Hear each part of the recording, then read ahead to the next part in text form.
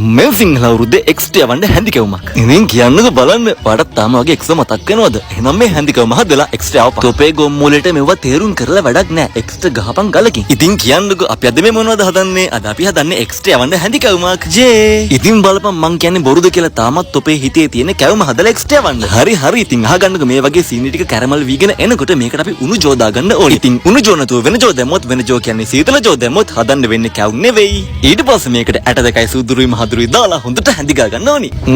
ඇට දෙකුත් දාපු නිසා එක්ස් හරිම කැමති වෙයි.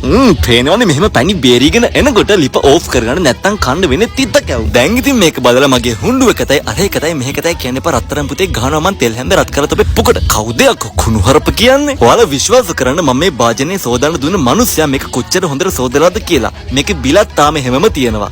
අනේ දෙයනේ මේක කන මට වාසනාවන් තුක් විතර. දැන් මේක බලලා කියන්න එපා අපේ පැත්ත කැවුම් හදන්නේ මෙහෙමයි අපේ පැත්ත කැවුම් හදන්නේ මෙහෙමයි කියලා. තොපේ පැත්තේ කොහොම හැදුවොත් අපේ පැත්ත හදන්නේ මෙහෙමයි. ඒ නිසා පෙන්නන දේ විතරක් බලපන්. ඔයාලට හරි පදම ආවේ නැත්නම් උණු වතුර ටිකක් දාගෙන හරි මේ පදම හරියට මෙහෙම හදාගන්න. දැන් ඉතින් තියන්නේ තෙල් එකට කැවුම් ටික දාගෙන කැවුම් ටික නෙමේ කැවුම් මිශ්‍රණය දාගෙන හොඳට බැද ගන්න.